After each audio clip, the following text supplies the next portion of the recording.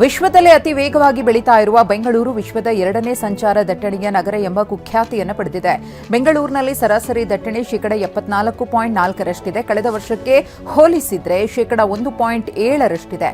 Mexico ಮೊದಲ ಸ್ಥಾನದಲ್ಲಿದೆ. ಹಾಲಿ ಮಾಲೀಕರು ಬೆಂಗಳೂರಿನ ರಾಯಲ್ ಚಾಲೆಂಜರ್ಸ್ ಬೆಂಗಳೂರು ತಂಡವನ್ನು ಮಾರಾಟಕ್ಕಿಟ್ಟಿದ್ದಾರೆ. ಪೂನಾದ ವ್ಯಾಪಾರಿ ಆಧಾರ್ ಪೂನಾವಾಲಾ ಆರ್ಸಿಬಿ ಖರೀದಿಗೆ ಮುಂದಾಗಿದ್ದಾರೆ. ಆರ್ಸಿಬಿ ಖರೀದಿಗೆ ಎಷ್ಟು ಸಾಧ್ಯವೋ ಅಷ್ಟು ಕಠಿಣ ಪ್ರಯತ್ನ, ಬಲವಾದ ಹೋರಾಟ ಅಂತ ಆಧಾರ್ ಪೂನಾವಾಲಾ ಸಾಮಾಜಿಕ ಜಾಲತಾಣ ಎಕ್ಸ್ನಲ್ಲಿ ಬರೆದುಕೊಂಡಿದ್ದಾರೆ. ಕುಮಾರಸ್ವಾಮಿ ರಾಜ್ಯ ರಾಜಕಾರಣಕ್ಕೆ ಬರುವುದು ಅನಿವಾರ್ಯ ಅಂತ ಜೆಡಿಎಸ್ ಯುವ ಘಟಕದ ಅಧ್ಯಕ್ಷ ನಿಖಿಲ್ ಕುಮಾರಸ್ವಾಮಿ ಹೇಳಿದ್ದಾರೆ. ಎಚ್ಡಿ ಕುಮಾರಸ್ವಾಮಿಯವರು ಮತ್ತೆ ಸಿಎಂ ಆಗಬೇಕು ಎಂಬ ಚರ್ಚೆ ಆಗ್ತಾ ಇದೆ. 2028ಕ್ಕೆ ಕುಮಾರಸ್ವಾಮಿ ನೇತೃತ್ವದಲ್ಲಿ ಚುನಾವಣೆ ಎದುರಿಸುತ್ತೇವೆ ಎಂದಿದ್ದಾರೆ.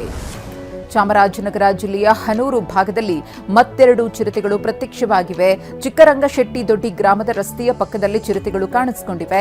ವಾಹನ ಸವಾರರ ಮೊಬೈಲ್ ಕ್ಯಾಮೆರಾದಲ್ಲಿ ಚಿರತೆಗಳ ಸಂಚಾರದ ದೃಶ್ಯ ಸೆರೆಯಾಗಿದೆ.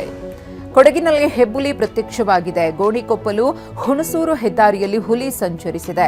ಆನೆ ಚೌಕೂರು ಚೆಕ್ಪೋಸ್ಟ್ ಅಲ್ಲಿ ಹುಲಿ ಸಂಚರಿಸುವಂತಹ ದೃಶ್ಯವನ್ನ ಪ್ರಯಾಣಿಕರೊಬ್ಬರು ತಮ್ಮ ಮೊಬೈಲ್ನಲ್ಲಿ ಸೆರೆ ಹಿಡಿದಿದ್ದಾರೆ. ಐತಿಹಾಸಿಕ ಲಕ್ಕುಂಡಿ ಗ್ರಾಮದಲ್ಲಿ 8ನೇ ದಿನದ ಉತ್ಖನನ ಕಾರ್ಯ ನಡೆಯುತ್ತಿದೆ. 4 ಬ್ಲಾಕ್ಗಳಲ್ಲಿ 8 ಅಡಿ ಗುಂಡಿ ತೆಗೆಯಲಾಗಿದೆ. ಸುಮಾರು 35 ಕಾರ್ಮಿಕರಿಂದ ಉತ್ಖನನ ಕಾರ್ಯ ನಡೆದಿದೆ.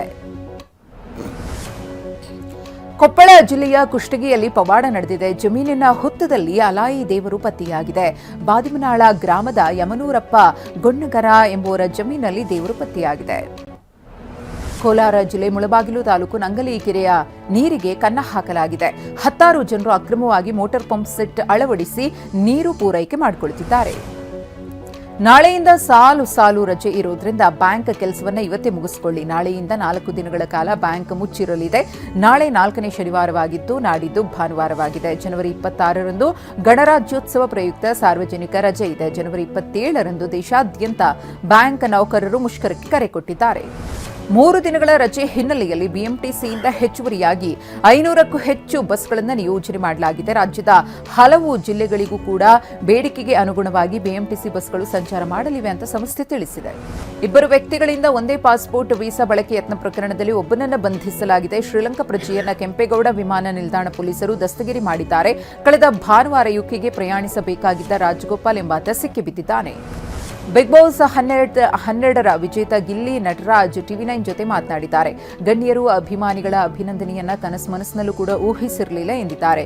ಈ ಪ್ರೀತಿಯ ಅಭಿಮಾನ ಉಳಿಸಿಕೊಳ್ಳುವುದೇ ದೊಡ್ಡ ಸವಾಲು ಎಂದಿದ್ದಾರೆ ಗಿಲ್ಲಿ ನಟ.